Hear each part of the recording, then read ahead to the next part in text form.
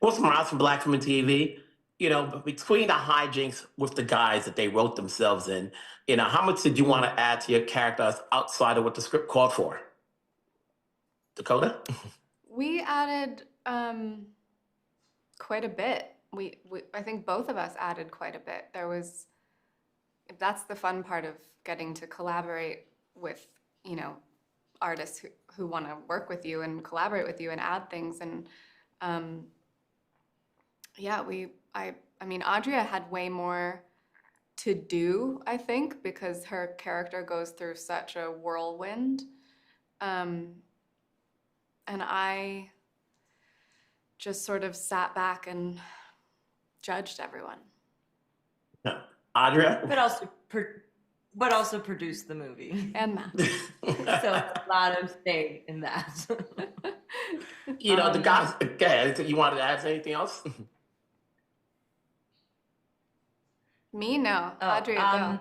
What did I have to add to? Yeah, I mean, I think every time you come into a project, I mean, I know that Dakota had so much to do with shaping and shifting the script. You got the script super early, didn't you?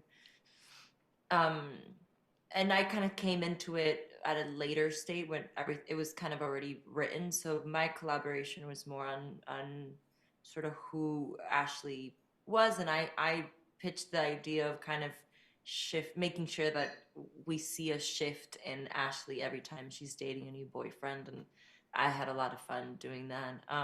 I also had a very silly idea of me singing and putting a whole performance for Kyle in that bathroom scene that was not in the script.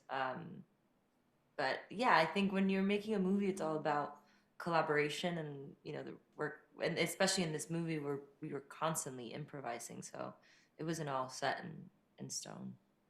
Why are your characters more level-headed than the guys? The guys are dealing with trust issues, infidelity issues. They just seem to not have trust in their partners, which is why we have this movie. But the women, including your characters, they're so level-headed no matter what they're doing.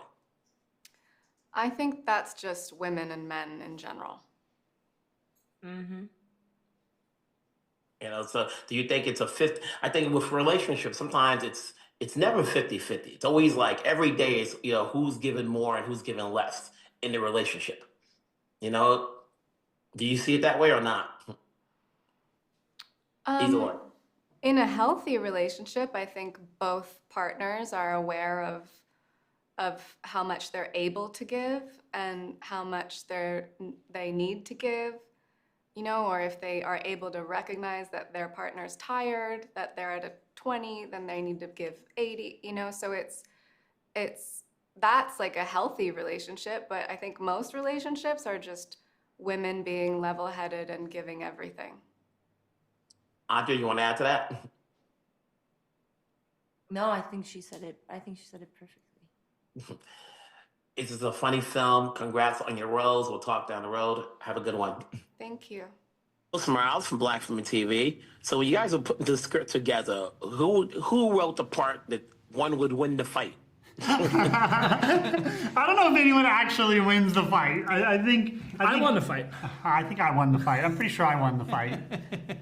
And then who would have more insecurity issues? In real life or in the film? In the film, every character, your characters are like, the women are level-headed, but between you guys, the characters you're playing, you're dealing with tolerance levels and insecurities. What makes it so? Like, why put this together? I think it's fun. I think we thought, we want to see people experience crazy things. I think that's what film's all about. And so I think for us, we said, great, we know who the characters are. How far can we push them before they break?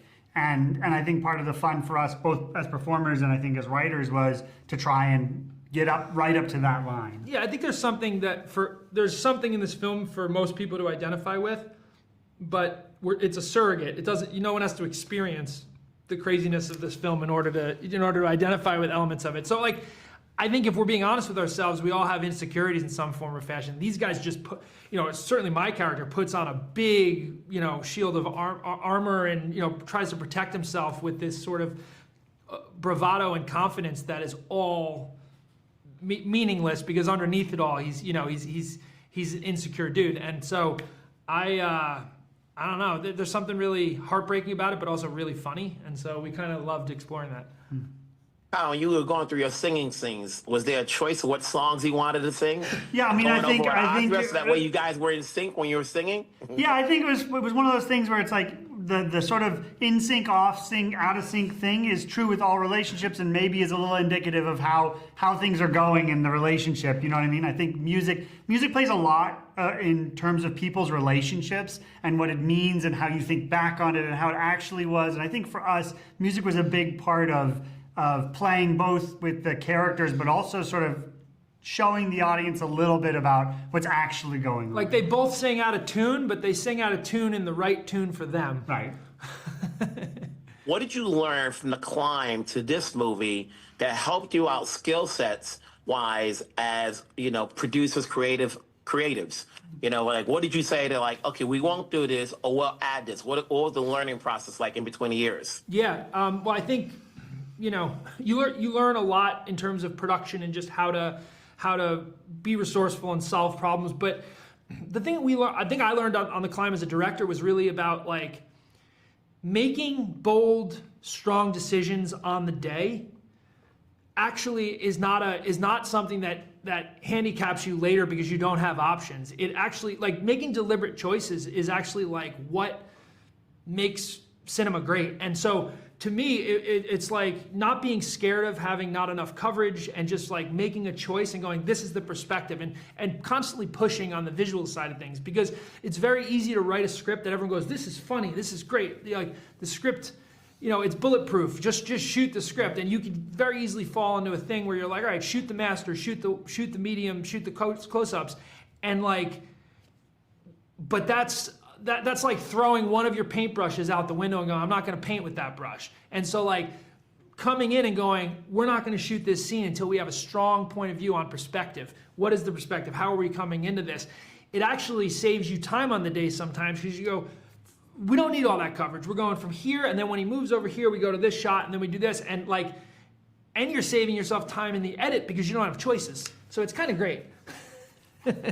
Congrats on the film. Very quirky. I think people will enjoy how it plays out. Like you said, there's something that people can relate to within this movie. So congrats. Looking forward to what you guys do next.